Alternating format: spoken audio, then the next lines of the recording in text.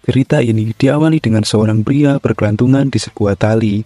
Ia selalu diremehkan dan dicap sebagai orang tidak berguna di kota kelahirannya sendiri. Lebih baik penduduk kota tidak berurusan dengan dia, karena dia sangat menjijikkan di mata penduduk kota itu.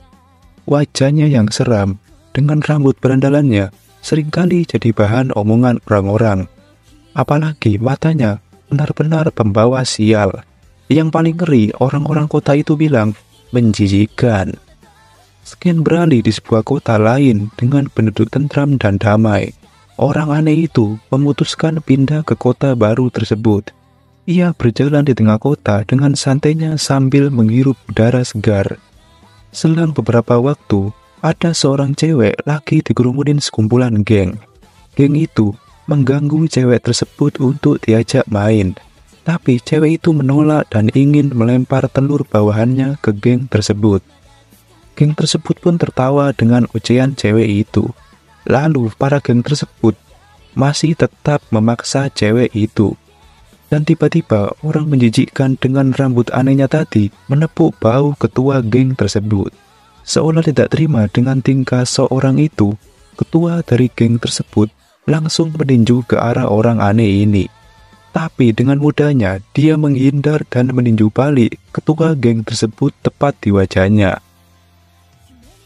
Terasa sangat gampang sekali orang aneh ini membantai geng tersebut dengan mudahnya.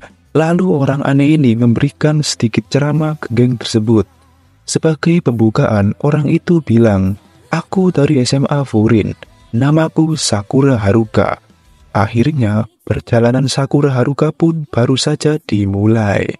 Hello para anime lovers, welcome back to Kino Story.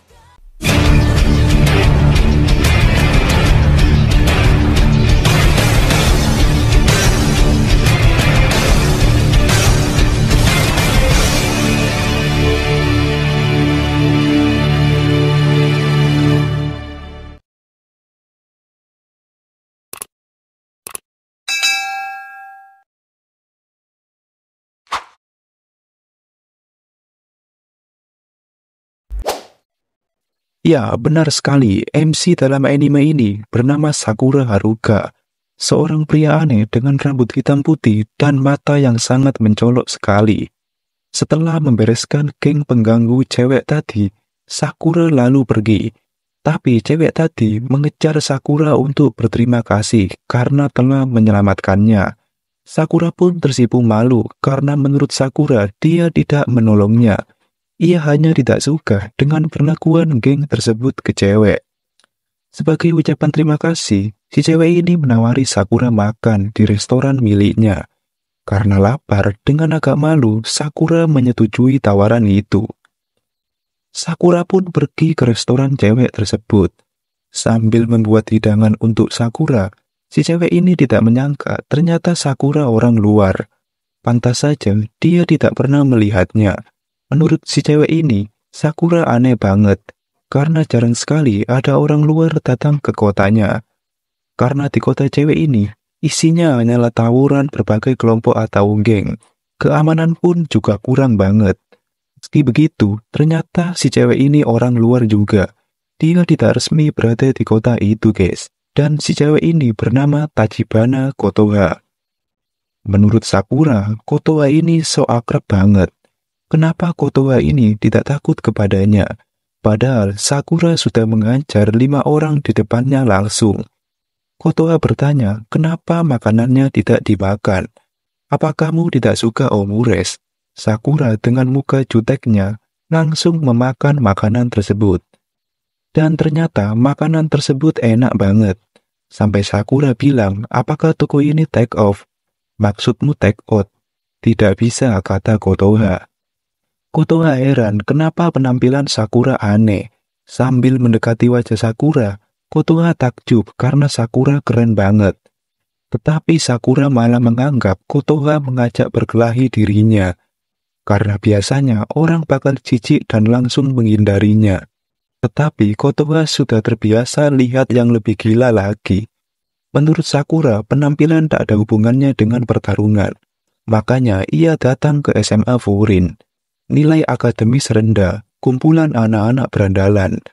Tiap hari isinya perkelahian antar fraksi, baik festival maupun tahun baru. Selalu ramai perkelahian. Sakura ingin berada di puncak itu. Tapi Kotoha malah mengejek Sakura karena memakai seragam padahal sekolahnya masih besok. Sakura membantah bahwa dirinya terpaksa memakai seragam Furin karena baru pindah kota dan tidak membawa baju lain. Lalu ada seorang kakek habis makan dan ingin pulang, tidak sengaja meninggalkan bawahannya. Sakura pun menyadari bawahan kakek tersebut ketinggalan. Langsung Sakura membawa dan memberikan barang yang ketinggalan itu. Ternyata barang kakek yang ketinggalan itu barang yang sangat penting buat hadiah cucunya. Kakek tersebut berterima kasih ke Sakura lewat Kotoha dengan memberikan sedikit permen buat Sakura. Sakura tersipu malu dan merasa aneh dengan perlakuan orang-orang di kota itu. Sakura heran kenapa bisa-bisanya dekat dengan orang menjijikkan sepertinya. Selain itu, seragam yang dipakai Sakura adalah seragam sekolah berandalan paling terkenal di kota itu. Bisa-bisanya orang-orang berterima kasih kepadanya. Padahal saat Sakura di kota kelahirannya sendiri, ia selalu dicurigai dan tidak dapat dipercaya. Menurut Kotoha, Sakura memilih Furin adalah pilihan yang tepat. Tetapi Sakura tidak akan pernah mencapai puncak. Mendengar perkataan Kotoha tersebut, Sakura langsung marah. Menurutnya, Kotoha tidak tahu sekuat apa dirinya. Tetap saja Kotoha mengatakan tidak akan bisa mencapai puncak kalau Sakura masih sendirian. Kotoha menyuruhnya untuk langsung bertemu anak-anak Furin supaya Sakura paham. Dengan wajah marah seolah diremehkan seorang wanita, Sakura lantas keluar dan pergi dari restoran Kotoha. Selang beberapa waktu ada sebuah geng membuat kekacauan di tengah kota tersebut. Saat Sakura lagi berjalan santainya, tiba-tiba di tengah jalan Sakura bertemu geng pengacau itu. Tidak disangka, ternyata geng pengacau barusan adalah berandalan yang mengganggu Kotoha tadi. Dengan percaya diri karena membawa anggota yang lebih banyak daripada tadi, ketua geng tersebut mengatai Sakura culun. Dengan rambut aneh dan mata konyolnya sangat menjijikkan. Mendengar ucapan ketua geng itu, Sakura malah tersenyum. Menurut Sakura, inilah reaksi yang normal saat orang-orang bertemu dirinya. Sampai Sakura sudah terbiasa dan tidak peduli lagi dengan perlakuan orang seperti itu. Tetapi Sakura ingin punya nilai tersendiri. Ia berpikir kalau bisa kalahkan orang di depannya, berarti Sakura lebih hebat darinya. Karena sudah muak mendengar ocehan ketua geng itu, tanpa basa-basi, Sakura langsung meninju berandalan itu tepat di wajah dengan tangan kanannya, dan mengamuk seperti orang gila membantai semua anggota geng pengacau tersebut. Mendengar keributan di luar, Kotoha yang saat itu lagi mencuci piring, langsung keluar dan melihat Sakura yang telah dikeroyok para geng tersebut. Ternyata salah satu anggota itu menangkap Kotoha untuk dibuat sandera agar Sakura hilang fokus saat bertarung. Tanpa ada rasa takut Kotoha dilukai, Sakura malah berani berlari dan menendang wajah penyandera itu dengan kakinya. Karena geng tersebut terus saja bangun dan tidak ada habisnya, Sakura malah terpojok sambil tetap melindungi Kotoha. Dan dari bawah, salah satu geng itu memakai pisau hingga berhasil melukai kaki Sakura. Karena kakinya terluka parah, Sakura tidak bisa leluasa saat bertarung dan hampir saja kena pukulan tongkat baseball. Untungnya, ada siswa Furin tiba-tiba datang membantu. Ia pun langsung menendang berandalan itu dengan mudahnya. Siswa SMA Furin itu bernama Hiragi. Dia berterima kasih kepada Sakura karena telah membantu melawan berandalan. Hiragi datang bersama 3 temannya yang sama-sama dari SMA Furin. Ketiga temannya ini bernama Matsumoto, Kaji, Yanagida. Dan akhirnya pertarungan pun berlanjut begitu seru. Sakura heran kenapa penduduk kota sangat mendukung dan menyemangati siswa SMA Furin. Kotoha berkata belakangan ini banyak terjadi tawuran dan kelompok antar geng, sehingga keamanan kota sangat kurang sekali. Lebih tepatnya, 2 tahun lalu kota ini telah berubah. Yang mengubahnya adalah anak-anak SMA Furin. Hal pertama, mereka memasang tanda di depan kota. Siapapun yang melewati titik ini, yang membawa rasa sakit, kehancuran, niat jahat, akan dibersihkan oleh Bofurin. Awalnya semua itu ditulis oleh SMA Furin, tapi dengan tiba-tibanya penduduk kota memberi julukan mereka yang bertarung untuk melindungi kota, Bofurin, perisai kota, Windbreaker. Orang rendahan yang selalu dibenci, sampai 2 tahun mereka dijuluki seperti itu.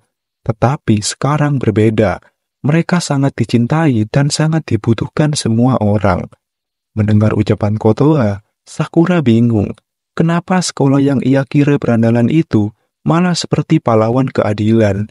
Hingga penduduk kota juga berterima kasih kepada Sakura karena telah menyelamatkan kota. Melihat kaki Sakura terluka, penduduk kota itu ingin sekali mengobati Sakura. Karena trauma dengan orang-orang yang selalu menghinanya dulu, Sakura malah menolak bantuan penduduk tersebut. Karena tidak biasa diperlakukan baik seperti itu, Kotoha yang mengetahui bahwa Sakura trauma langsung menghampiri Sakura dan menyembuhkan kaki Sakura yang terluka. Kotoha tahu bahwa Sakura kesepian. Ia hanya cuma butuh teman. Namun Sakura bersikeras bahwa dia tidak butuh siapapun dan tidak peduli dengan orang lain. Namun Kotoha memberikan sedikit flashback. Kenapa Sakura membantu kakek kemarin? Kenapa Sakura menolong Kotoha? Menurut Kotoha, masih ada sifat peduli sesama di dalam diri Sakura. Mendengar ceramah no jutsu Kotoha, Sakura sambil berteriak, langsung berlari dan loncat tinggi sambil menendang wajah ketua geng berandalan itu untuk ketiga kalinya. Inilah cerita tentang orang rendahan yang dibenci dan menjadi pahlawan kota, Sakura dan Furin. Keesokan harinya, kota pun kembali tentram dan damai. Sakura ke restoran Kotoha lagi. Sakura heran apakah seperti ini siswa Furin. Dengan kocaknya, ia berkata kepada Sakura, "Stres desu ka? Taihen desu ne, wakai no ni." Kotoha hanya bisa tertawa melihat 2 calon siswa Furin yang kocak itu. Sakura dengan wajah marahnya ingin mengajak Niri Baiwan di luar. Karena sudah jamnya, Niri pergi lagi untuk berpatroli 3 kali di sekitar kota sebelum upacara pelantikan dimulai. Seharusnya siswa Furin itu keren dan kuat. Kotoha tidak menyangka ternyata Sakura menilai dari penampilan. Sakura tiba-tiba dihampiri oleh penjual Sakura yang selalu membantu kota tanpa lelah. Saat salah satu siswa bertanya kepada Sakura, kenapa orang luar mau repot-repot masuk ke sekolah Furin? Dengan santainya, Sakura menjawab, "Aku datang mengincar puncak." Tiba-tiba saja, Umemiya menyuruh siswa baru untuk selalu melindungi kota. Karena masyarakat kota menjuluki siswa Furin sebagai Bofurin, yang berarti lindungi orang-orang, harta, kenangan, serta semua yang berharga. Itulah satu-satunya aturan di Furin. Sakura heran, padahal tidak bertemu langsung, tapi semua siswa langsung patuh dan nurut kepada ketua SMA Furin tersebut. Soosan menyuruh Sakura dan Sugishita untuk berdamai dan salaman, tetapi Sakura menolak. Namun karena Sugishita takut kepada dengan muka malu, terpaksa harus menerima salaman Sugishita. Akhirnya mereka berdua bersalaman meski sedikit tidak ikhlas. Tiba-tiba semua siswa menyerbu Sakura. Dikira mau menyerang, ternyata semua siswa memuji Sakura mereka berdua supaya dapat diawasi karena selalu membuat kegaduhan. Akhirnya mereka semua disuruh ngecat rumah penduduk kota. Sakura berkata, "Kenapa malah ngecat? Bukannya kita harus cari musuh?" Menurut Hiragi, tidak seru kalau harus berkelahi terus. Bisa ngobrol dan dibutuhkan orang-orang, rasanya lumayan seru juga. Makanan oleh penduduk kota karena telah membantu dan melanjutkan berpatroli. Tak sengaja mereka melewati stasiun kereta api. Dengan banyaknya gambar semacam logo hewan anjing di tembok tiap stasiun tersebut, ternyata stasiun tersebut adalah perbatasan antara Bofurin dan kelompok lain bernama Sistoren.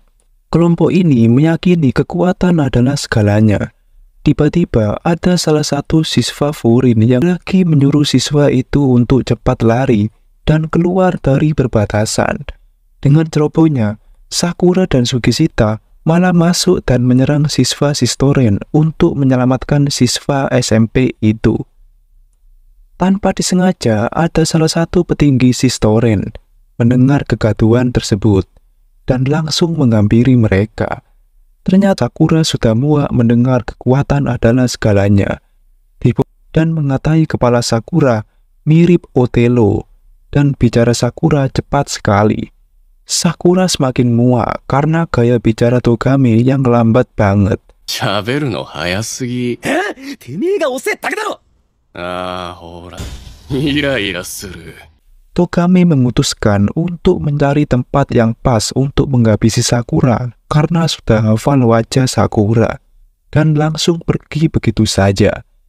Karena masalah inilah konflik antara geng Furin dan Sistoren dimulai. Menurut Hiragi, Togame bukanlah orang sembarangan di antara anggota Sistoren. Keyakinan terhadap wilayahnya sangat kuat. Dia tak akan membiarkanmu begitu saja. Lalu mereka semua memutuskan tidak melanjutkan. Umemiya tidak mendengarkan sepatah kata pun pembicaraan Hiragi. Karena terlalu fokus berkebun, dia ngoceh-ngoceh tidak jelas sendiri. Pokoknya tidak ada nyambung-nyambungnya Umemiya ini, guys. Sakura tidak mengerti apa yang membuat Umemiya dipatuhi banyak orang. Lalu siswa SMP bernama Sasaki ini mulai menceritakan semua kejadiannya kepada Umemiya. Sasaki melihat ada yang mengutil di jalanan pasar Furin. Ia lalu mengejarnya, dan tanpa sadar sudah ada di wilayah Sistoren. Ia dikejar-kejar oleh mereka, sehingga ditolong oleh Sakura dan Sugishita. Kerja bagus. Umemiya ternyata sudah mendengar soal perkelahian Sakura untuk melindungi kota dari geng Furin.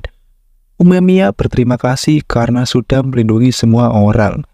Ia senang karena adik yang bisa diandalkan bertambah lagi. Sakura merasa rileks berada di dekat Umemiya. Ia jadi paham kenapa semua orang patuh pada Umemiya. Karena kalau berada bersama Umemiya akan terasa aman. Umemiya menganggap semua orang di kota ini adalah keluarganya. Tiba-tiba telepon Hiragi berdering. Yang menelepon adalah Kaji. Kaji cuma berkata, Sistoren dengan suara agak kurang jelas. Hiragi panik apa yang sebenarnya terjadi kepada Kaji. Dan tiba-tiba saja diserang Tomiyama dengan kakinya. Dengan gampangnya, Umemiya berhasil menangkisnya. Umemiya heran kenapa Tomiyama sangat ingin berkelahi. Tomiyama berkata, dia ingin Umemiya. Sejak ia di puncak, rasanya sangat membosankan. Padahal sama-sama di puncak, tapi menurut Tomiyama, Umemiya malah selalu terlihat bahagia dan senyum-senyum. Kau tidak akan bisa menang sendiri. Lalu anak Furin juga mulai maju di samping Umemiya. Togame menyuruh Tomiyama untuk tidak duel di sini, karena melihat siswa Furin lainnya. Umemiya menyuruh semuanya untuk tetap diam. Umemiya lalu menerima tantangan Tomiyama tersebut. Tapi salah satu murid Sistoren malah memprovokasi dan memberi ucapan bahwa Umemiya penakut. Mendengar ucapan itu, Sugishita lalu tidak terima dan marah karena Umemiya diremehkan. Togame menyuruh Tomiyama untuk bertarung di hari lain saja, soalnya sebentar lagi mau gelap. Sambil mengucap Otelo-kun ke Sakura, Sakura mulai marah mendengar Togame tersebut. Pertandingan pertama, Tomiyama Choji vs Umemiya. Togame melawan Sakura dan sisa lainnya. Dan disambut hangat oleh Tomiyama beserta teman-temannya untuk memulai pertarungan. Lalu siswa Sistoren menunjukkan jalan untuk ke tempat pertandingannya. Sakura heran melihat wilayah Sistoren ini. Tempatnya dipenuhi bar. Apalagi saat malam, katanya sangat kacau dan ramai sekali orang-orang berdatangan. Selang beberapa menit mereka berjalan, akhirnya sampai di markas Sistoren. Ternyata markas Sistoren dulunya gedung bioskop Orion, tapi sekarang disebut Ori, yang berarti sangkar. Dan akhirnya mereka semua sampai di tempat pertarungan. Dan penonton dari siswa Sistoren yang sangat banyak. Sebenarnya pertarungan ini intinya ada di kemenangan Umemiya dan Tomiyama. Jadi 4 lainnya semisal menang atau kalah tidak akan berefek apapun. Jadi Umemiya menyuruh yang lain untuk tetap santai saat bertarung. Pertandingan pertama pun dimulai. Sugishita dan Arima Yukinari yang menjadi peserta pertamanya. Arima tiba-tiba memprovokasi memanggil Umemiya, sehingga Sugishita berpaling darinya. Arima memanfaatkan kelengahan itu untuk langsung meninju keras wajah Sugishita. Tapi ternyata tinjuan itu tidak berefek apapun kepada Sugishita. Hingga akhirnya Sugishita dengan marah dan kekuatan penuhnya langsung meninju balik Arima sampai jatuh ke lantai. Akhir kata, Sugishita pun bilang, pertandingan pertama pun dimenangkan oleh Sugishita dengan sekali pukulnya. Akhirnya, Sugishita pun kembali duduk di bangku penonton. Tiba-tiba, Arima malah dihina oleh temannya sendiri karena kalah dan sombong. Suo-san langsung menyuruh anak manis bernama Kanuma ini untuk selanjutnya menjadi lawannya. Mereka berdua menuju ke atas panggung, dan pertandingan kedua antara Suo dan Kanuma dimulai. Kanuma dengan wajah marah karena tidak terima temannya dihabisi tadi, langsung menyerang Suo. Tapi dengan gaya kungfu seperti genjutsu, Suo menyerang balik Kanuma sampai Kanuma dibuat kena mental. Padahal tangan Suo tanpa menyentuh sedikit pun. Tapi Kanuma malah dibuat bolak-balik terjatuh oleh teknik Suo ini. Entah ini teknik apa, yang pasti lawan dibuat jatuh sendiri. Suo tidak membiarkan lawannya terbunuh. Dia hanya membiarkan lawannya yang lemah tetap dibawa dan dipermalukan terus-menerus. Meski tidak ada hasilnya, Kanuma tetap menyerang Suo sampai lelah dan kena mental sendiri. Hingga akhirnya Suo menghunuskan kakinya ke kepala Kanuma untuk terakhir kalinya hingga Kanuma terjatuh dan kalah. Pemenang untuk pertandingan kedua adalah Suo dengan teknik membunuh tanpa menyentuhnya. Akhirnya si Kanuma kalah telak oleh Suo. Suo lalu kembali ke kursi penonton. Nire bertanya tentang gerakan Suo tadi, apakah itu kungfu atau semacamnya.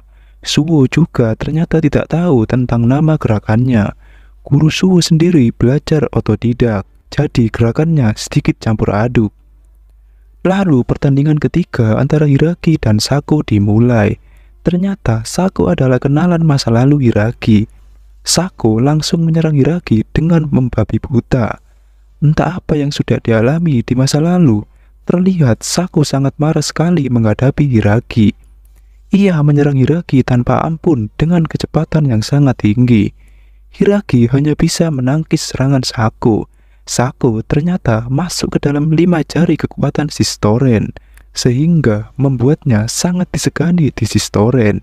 Dengan kecepatannya, Sako berhasil menendang wajah Hiragi dengan keras sampai terpental. Tapi tidak begitu lama, Hiragi langsung bangun dan memukul Sako. Untungnya Sako berhasil menghindar. Scan pun beralih ke masa lalu Hiragi dan Sako saat pertama kali mereka bertemu. Saat itu Sako lagi dikeroyok sekumpulan geng bocah. Dari kejauhan, Hiragi kecil muncul untuk membantu Sako. Hiragi langsung meratakan geng bocil tersebut dengan mudahnya. Hiragi menolong Sako yang terjatuh. Sako langsung teriak dan bilang, "Tolong ajari aku berkelahi." Mulai saat itulah Sako tertarik untuk jadi teman Hiragi, lalu menjadikan Hiragi panutannya. Sako bangga telah mengikuti Hiragi. Akhirnya Hiragi lulus SMP dan ingin masuk ke SMA Furin. Menurut Sako, Hiragi sangat cocok sekali jika menjadi puncak di Furin. Dan Sako akan melakukan apapun agar Hiragi bisa berada di atas. Tapi Sako tidak tertarik berada di puncak. Ia hanya ingin menjadi bawahan seseorang bernama Umemiya di Furin. Karena alasan itulah Sako lalu membenci Hiragi. Scan berganti saat Sako sudah membantai beberapa geng dan tak sengaja bertemu Tomiyama dan Togame. Mereka berdua menamari Sako untuk bergabung ke Sistoren. Sejak saat itulah Sako bergabung dengan Sistoren dengan tujuan untuk menjadi kuat supaya bisa mengalahkan Hiragi suatu saat. Pertarungan mereka pun lalu berlanjut. Sako menyerang Hiragi dari bawah, lalu Hiragi meninju Sako dari atas. Untungnya Sako bisa menghindar dengan sedikit salto ke atas, tapi tanpa ada yang menduga, Hiragi menendang Sako sambil tetap membelakanginya, sehingga Sako kurang siaga dan berhasil mengenai wajahnya. Sako mulai marah dan lanjut menyerang Hiragi lagi. Tapi Hiragi sangatlah kuat. Sambil meminta maaf ke Sako, Hiragi lalu meninju perut Sako sehingga pertandingan ini dimenangkan oleh Hiragi. Sako hanya ingin berada di dekat Hiragi. Dia tidak peduli Hiragi berada di bawahan siapa. Sako ingin Hiragi mengatakan, "Ikuti aku." Togame menyuruh anak buahnya untuk menurunkan Sako yang sudah terkapar tak berdaya. Tapi Hiragi yang menurunkan sendiri Sako dari atas panggung. Togame ingin melepas jaket Sistoren Sako, tapi dihalangi oleh Hiragi. Hiragi menyuruh Togame untuk menunggu pertarungan Togame selesai, karena di akhir tidak ada yang tahu apa yang terjadi. Hiragi berpesan kepada Togame supaya tidak memperlakukan anak buahnya seperti itu. Semua yang dilakukannya tidak akan membuat tim menjadi kuat. Sakura, Nire, dan Suo memuji Hiragi karena telah memenangkan pertandingan ketiga. Lalu Hiragi kembali duduk di samping Umemiya. Umemiya ingin mendengarkan cerita masa lalu Hiragi tersebut kalau Hiragi mau membicarakannya. Akhirnya kita dibawa ke pertandingan keempat antara Sakura melawan Togame. Teman-teman Sakura memberi semangat untuknya.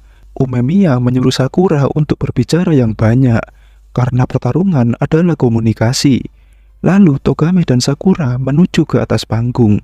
Sakura memulai duluan, tapi dengan kecepatan luar biasa, Togame berhasil mendorong Sakura sampai jatuh. Untungnya Sakura bisa mendefend dengan kakinya. Sakura tidak menyangka meski bicara Togame pelan, tapi saat di pertarungan gerakannya cepat banget. Togame lalu menunjukkan apa itu kecepatan kepada Sakura. Lalu dia menyerang Sakura dengan membabi buta. Sakura hanya bisa menghindar.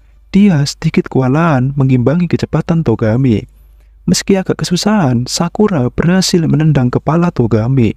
Tapi dengan mudahnya Togame berbalik arah menyerang dengan memegang kaki Sakura. Lalu Sakura terjatuh dan hampir kena injakan kaki Togame. Untungnya Sakura bisa menghindar.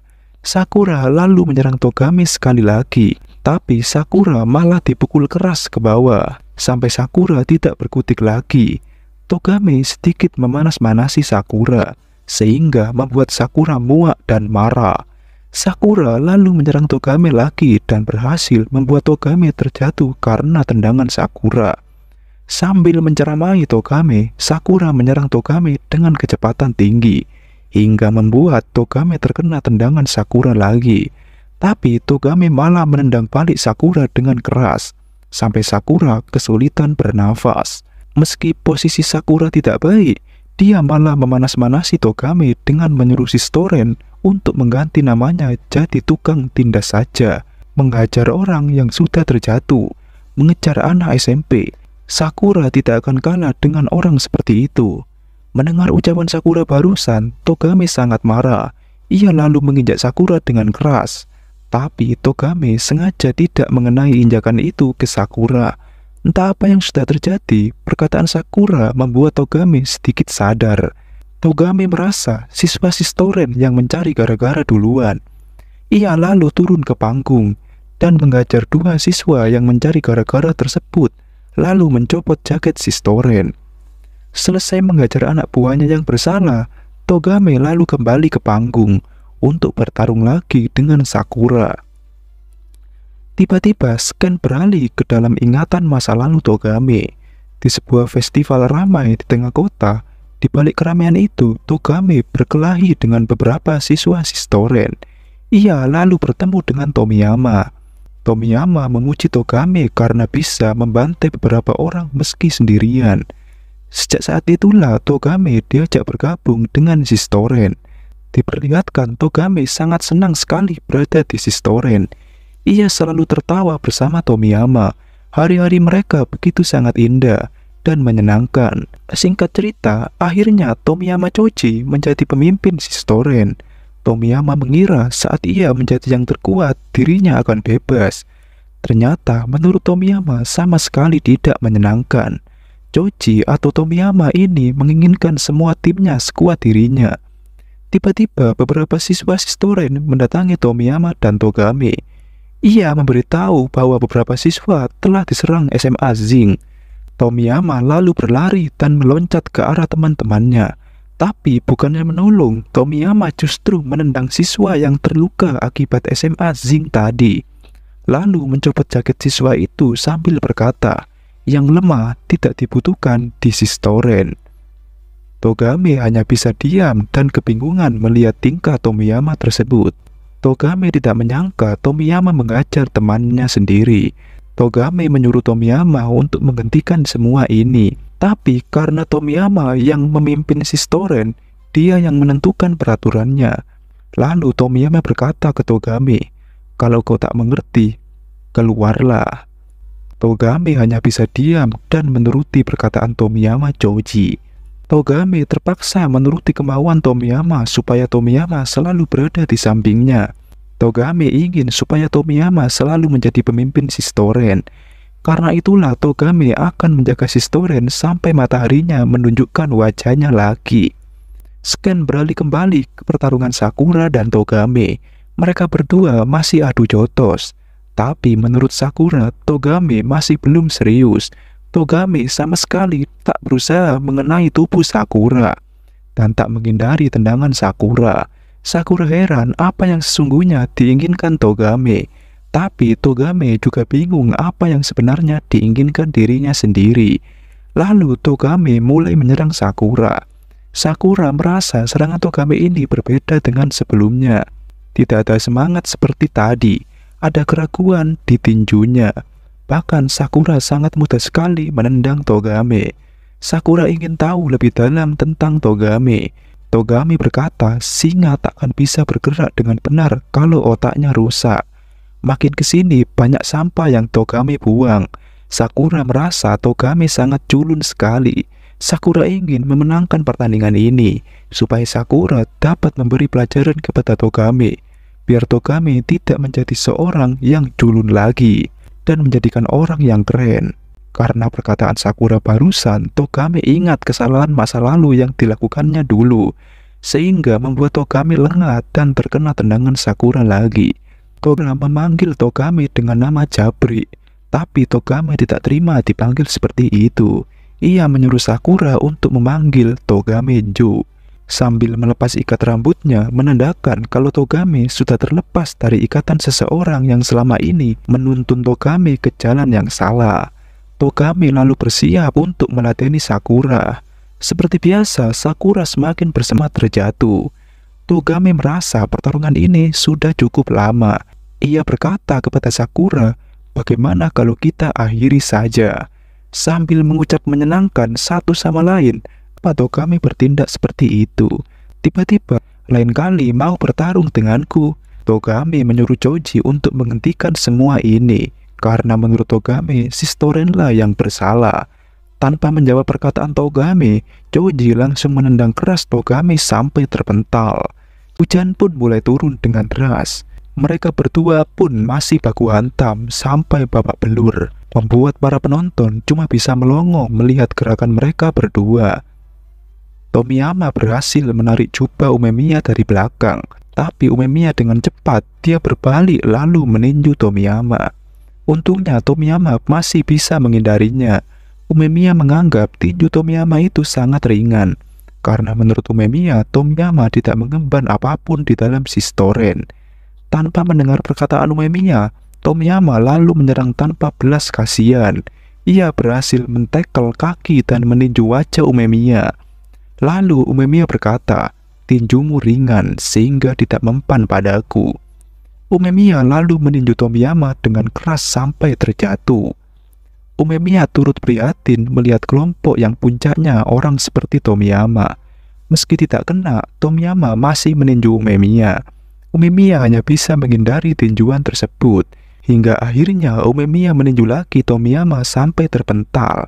Tomiyama mengingat saat-saat dia bahagia bersama teman-temannya dulu. Tapi karena keegoisan, kekuatan adalah segalanya, semua temannya tidak sebahagia dirinya. Tomiyama lalu mengamuk dan berhasil menendang perut Umemiya hingga Umemiya terjatuh. Saat terjatuh pun Umemiya dipukuli Tomiyama sampai babak belur. Sakura marah karena Umemiya tidak menyerang dan diam saja dipukuli Tomiyama. Sugishita menyuruh Sakura untuk diam dan lihat saja, hingga akhirnya Tomiyama berhenti memukuli Umemiya. Umemiya meminta maaf karena telah menyudutkan Tomiyama. Umemiya tidak menyangka telah menyudutkan Tomiyama. Serasa tidak puas, Tomiyama lalu melanjutkan memukuli Umemiya dan menggigit lehernya. Umemiya mengingatkan Tomiyama tentang pertarungan Bofurin dulu melawan Sistoren, yang pada akhirnya hanyalah salah paham. Menurut Umemiya, saat itu tinju Tomiyama benar-benar berat, lebih berat dari sekarang. Tomiyama dulu sangat bersinar, lebih bersinar dari sekarang. Apa yang di sekeliling Tomiyama dulu itu sangat keren. Apa yang dilihat Tomiyama saat itu, hal yang dibutuhkan untuk berada di puncak. Sambil berteriak, "Ingatlah Tomiyama." Umemiya lalu membenturkan kepalanya sendiri ke kepala Tomiyama, hingga membuat Tomiyama terjatuh. Tomiyama lalu mengingat masa lalu saat dia sebelum menjadi puncak. Ia sangat senang sekali bersama teman-temannya. Semuanya tersenyum dan Tomiyama merasa lebih bahagia dari sebelumnya.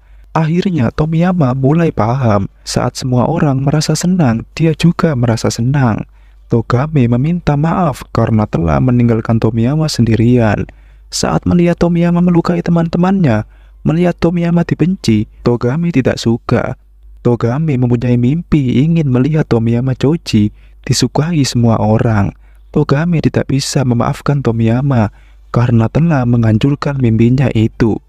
Dulu Tomiyama percaya jika dia mengambil alih Sistoren, dia bisa bersenang-senang lebih dari siapapun. Tapi saat Tomiyama sampai di puncak, tidak ada apapun di sana. Dia tidak merasakan kesenangan sedikit pun. Lalu Tomiyama menyalahkan kepada yang lain.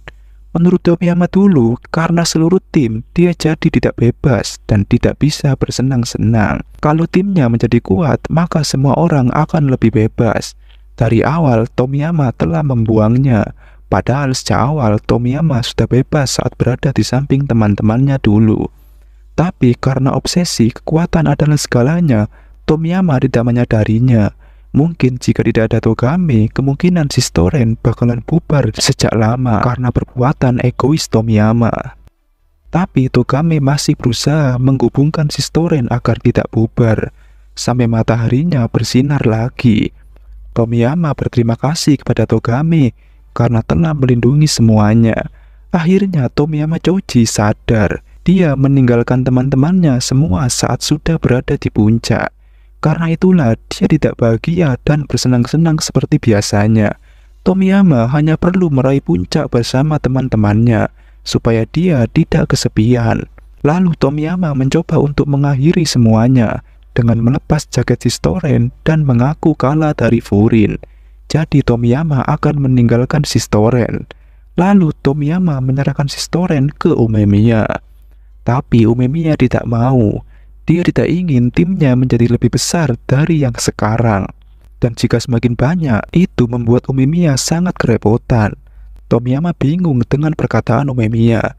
Lalu Umemiya membuat kesimpulan, mulai sekarang kita semua adalah teman. Menurut Umemiya, pertarungan barusan dianggap cuma kumpul bareng. Umemiya lalu berterima kasih kepada yang lainnya karena sudah datang menontonnya. Siswa-siswa Toren heran dengan tingkah kocak ketua Furin ini, guys. Tomiyama tertawa karena Umemiya orang yang sangat random sekali. Dan akhirnya Umemiya menyuruh semuanya untuk bubar dan pulang ke rumah masing-masing. Kenapa Umemiya masih ada di puncak? Umemiya dengan santainya lalu menjawab, karena Umemiya ingin makan bersama semuanya dengan bahagia. Jika semuanya bahagia dan tertawa, Umemiya bisa makan dengan senang. Umemiya berpikir harus menjadi pemegang puncak di Furin agar bisa mengajari ke semuanya tentang apa itu pertemanan. Umemiya bukan ingin berada di puncak, tapi karena ada hal yang ingin dia lakukan saat ada di puncak. Menurut Umemiya, jika ada cara yang lebih baik, dia mungkin akan mencoba cara itu. Tapi jika itu terjadi, mungkin Umemiya tidak bisa makan bersama semuanya seperti ini. But, menurut Tomiyama, Umemiya berada di puncak sambil paham tentang dirinya sendiri. Tapi Umemiya menyangkal perkataan Tomiyama. Dia tidak menjadi pemegang puncak. Umemiya hanya diberikan jalan. Dia tak akan bisa berada di puncak sendirian. Umemiya bisa berada di puncak karena semua orang membantunya. Mereka semua setuju dan membantu apa yang dilakukan Umemiya. Karena itu Umemiya berpikir saat berada di puncak, keinginannya tidak jadi keinginannya sendiri lagi. Karena itu untuk mewujudkan keinginan itu, tak peduli seberapa susahnya, Tomiyama ringan. Karena dia masih belum mengemban apapun. Akhirnya Umemiya dan lainnya pamit dari Sistoren.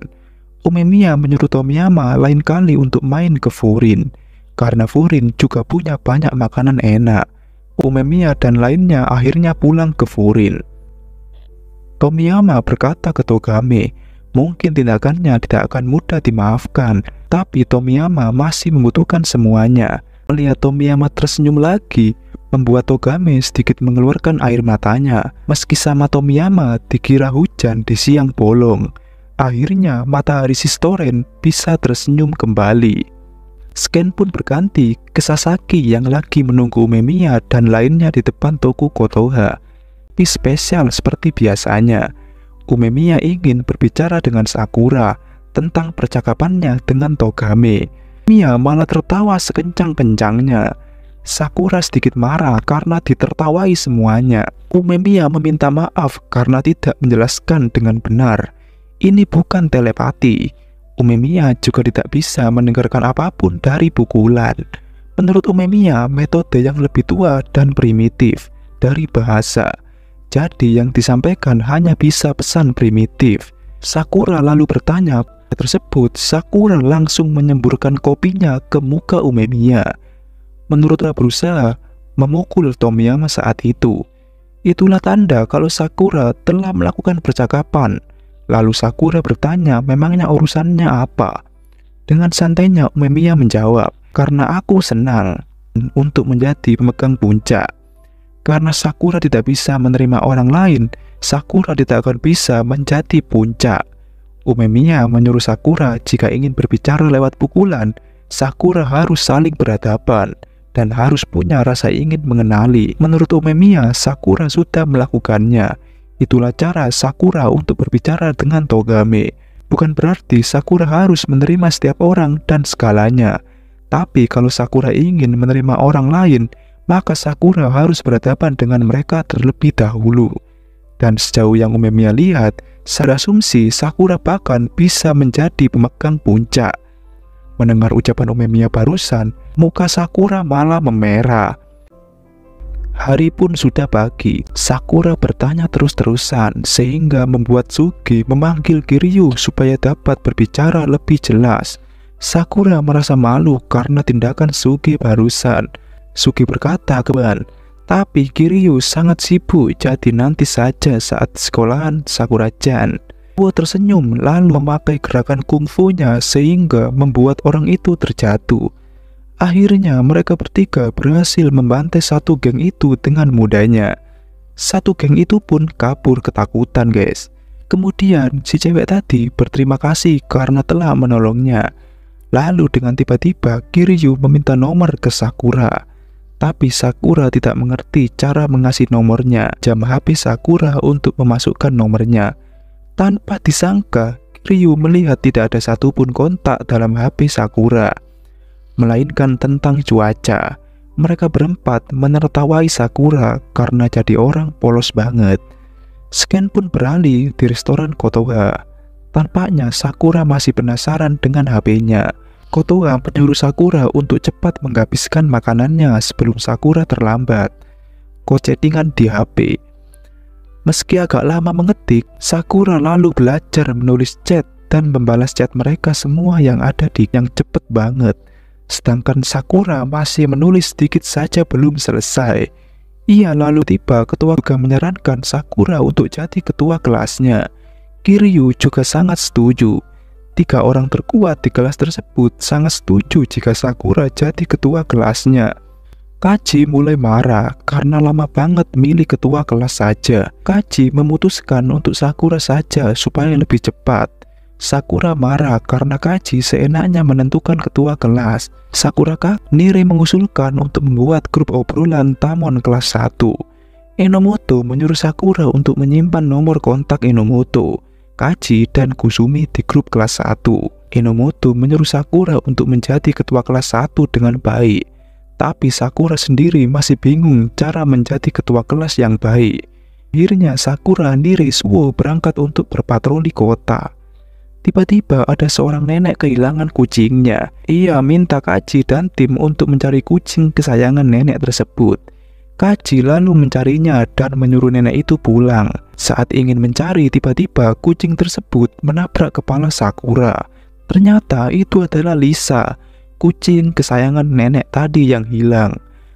Bisa menyampaikan sesuatu seperti Kusumi. Jadi Kaji selalu bergantung pada orang lain. Tapi mereka semua juga bergantung kepada Kaji. Intinya Kaji dan teman-temannya saling membantu satu sama lain. Nire memanggil Sakura untuk memberi dangu dari Kikuchiya. Sakura bertanya kepada Nire dan Suwo saat mereka berdua menunjuknya untuk jadi ketua kelas. Apakah karena kalian bergantung pada Sakura? Suwo menjawab tentu saja. Nire berkata supaya Sakura juga harus bergantung pada teman-temannya juga. Lalu datang memikirkan kata-kata Kaji kemarin. Sebagai ketua kelas, Kotoha menyuruh Sakura untuk menghafalkan nama siswa di kelas tersebut dan mengingatnya. Lalu panggil mereka dengan benar. Menurut Kotoha, memanggil nama berarti Sakura mengakui keberadaan mereka. Sakura juga tidak pernah memanggil nama orang lain, bahkan tidak pernah memanggil nama Kotoha. Kotoha menyuruh Sakura untuk memanggil namanya sebagai latihan awal. Tapi Sakura malu dan langsung kabur keluar. Berkelahi, kelebihan Nire bisa mengingat nama dan wajah seseorang. Menurut Nire, jika dia bisa mengingat mereka semua, Sakura akan lebih terbantu. Karena Nire sudah memutuskan untuk memandu Sakura sampai puncak. Suwo memuji Nire karena bisa mengingat secepat itu. Suwo bingung dengan keahliannya, dan dia memutuskan untuk jadi negosiator Sakura saja. Suwo jago membuat orang menyetujui keinginannya dan bisa menarik informasi dari mereka. Sakura berkata kalau mau berbohong, kasih alasan yang lebih bagus. Lalu Anzai pamit karena ada urusan sebentar. Suwo bertanya kepada Anzai, apakah ada sesuatu dengan Kill? Tapi Anzai berusaha menutupinya dengan ngelawak, maksudnya bir. Aku belum boleh minum karena masih di bawah umur. Lalu ibu penjual tadi menyuruh Sakura dan teman-temannya untuk makan sesuka kalian. Karena anak Furin sangat membantu sekali dan sudah seperti anaknya sendiri bagi ibu penjual itu. Suwo merasa kalau Anzai ada hubungannya dengan geng Kill. Lalu Sakura memutuskan untuk pulang. Scan beralih di sebuah taman. Terlihat Anzai bersama teman ceweknya. Cewek tersebut bertanya tentang keadaan Nagato kepada Anzai. Tapi saat itu Anzai melihat anggota Kill mencuri dompet. Anzai lalu menghentikan pencuri tersebut.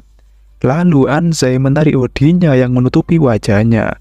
Saat Anzai melihat, ternyata pencuri memakai seragam Kill tersebut adalah Nagato, temannya sendiri.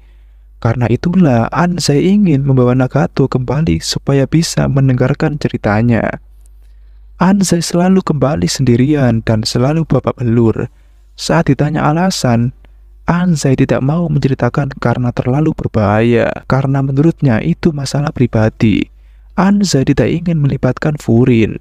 Anzai berusaha menyelesaikan sendirian. Sakura berkata, aku akan mengurusnya karena aku teman sekelasnya. Jadi serahkan saja padaku. Lalu Tsuchiya tersenyum dan lega karena Sakura ternyata orang baik dan berterima kasih kepada Sakura. Keesokan harinya, Sakura lalu pergi ke sekolah dan masuk ke kelasnya. Dia melihat Anzai masih bercerita bohong seperti kemarin. Lalu ada senior kelas 4 bernama Toshimoto masuk ke kelas 1 untuk memberikan amplop ke Anzai. Akhirnya kelas 1 fraksi Tamon akan menuju dermaga Senkan lama, tempat markas skill berada, untuk memulai pertarungan. Dan kisah dari serial Windbreaker season 1 ini pun selesai. Oke guys, untuk season 1-nya mungkin cukup segini saja ya. Gue bakalan lanjutin tahun depan untuk season 2-nya. Jika kalian suka channel ini, jangan lupa aktifin tombol loncengnya supaya tidak ketinggalan video lainnya dari Genos Story. Jangan lupa like, comment, and subscribe. Shinobi Ujiraiwa Owaru.